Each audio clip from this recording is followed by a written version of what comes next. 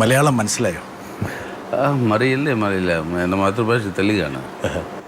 But I have seen you speaking Malayalam bit. I like this. I pick up something, yes. I speak a little. Because actually I have been interacting with you, since 87. That's right. We never could speak anything secretly in Malayalam when you were around. That's true. And many people say, why have you not learned Malayalam? I say, I understand Malayalam, but I don't want you to know that I understand Malayalam. In which case, the whole advantage of knowing the language is gone.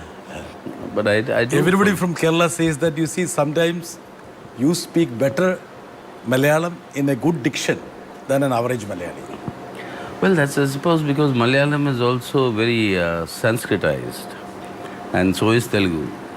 And the Dravidian influence of Tamil, because I know Tamil also, and the Sanskrit influence of Telugu, Malayalam, that I think that combination can give you a distinction between the pronunciations of the same word sometimes, between the different parts of India and the different dialects we use in the states itself. So maybe Telugu is closer to some parts of the areas in Kerala which are traditional Malayalam, culturally and from terms of literature. So one of your ardent followers in CPM, he said I should make you to speak at least one word or one sentence in Malayalam. Well, sentence I can only say is Priyapata Sakakale Surthikale. Yana Matrabhasha Telugu. Adikidana Malayalam yanaki marille. Adikidana English lo samsarikare. It's quite good. It has come better. Is it okay? Yeah, it is okay. Comrade Sitaram, actually, I have garnered a lot of questions from the party men, fellow travelers, laymen, and those people who are curious about the politics of CPM actually. So I will be putting across those questions, which are not necessarily my questions, but their questions. Very good. See, and in the beginning, I should convey the greetings and best wishes of Kerala, Kairali. Thank you. Thank you very much. But I think there's a very big responsibility at a very difficult period in the history of our party. So I can only say that I'll try and do my best in discharging these responsibilities, but I'm sure that the objective situation being what it is in our country, the CPIM, if it's able to improve its subjective conditions in terms of its capacities to intervene in this objective situation, not only can it grow, but I don't think there's any other alternative before the toiling people of India, which is our majority. Comrade Sitaram, actually the enthusiasm, I would say even euphoria which was created, after elevation to the post of General Secretary, that's a mounting responsibility on your shoulder actually. It is. It enhances the responsibility. Yeah, so much of hope.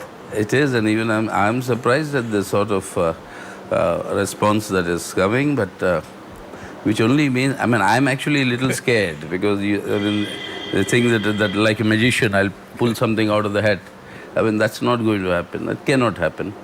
But then there's a lot of sentiment of support, a lot of well-wishers who want to contribute, and I'm sure we'll be able to tap at least much of that goodwill or the good vibes that we are getting to help the party to improve its organizational position, its intervention capacities, and which will also help in terms of articulating an alternative policy trajectory for the country and the people. I was just looking at your early, days when you were a student, how you grew up. And I think I came across an article written by your uncle, which was originally written in Telugu, but I got a translation of that. Oh my. Wherein I think Mr. Mohan Kanda, who was the former Chief Secretary of Andhra Pradesh. That's right. Wherein he has said basically, you were about to brainwash him to be a communist, whereas he wanted to dissuade you from communism. So you see, that episode was such that I was arrested during emergency. Yeah. The party had asked me to go underground, which I did. My father was unwell, so he had to be operated upon. So the arrangement between my mother and me, because only 3 of us in Delhi, was that I would spend the nights in the hospital. And nights are very difficult in Delhi hospitals. Even today, for any police to try and find out who's where. So that was happening. So one evening when I reached there to replace my mother, the doctor came and said that now father is okay, you can take him home. And they discharged him. So there was no option, we had to take him home. And I couldn't leave that to mother alone. So then I took them home. And it was rather late in the night, so I thought I'll sleep at home and then leave early morning. That was the first night I slept after emergency was declared at home. I'd never been there. That morning at 4 o'clock, I was picked up. Then there was some The charge was bank robbery or something like that. I mean, you are. I don't know what the charge was. you are about to loot a bank or something like that. You know, but it was that I was kept under police custody for the night, and for the rest of the night. In the morning, when I was brought before the magistrate, it turned out that these charges under IPC were bailable. Oh.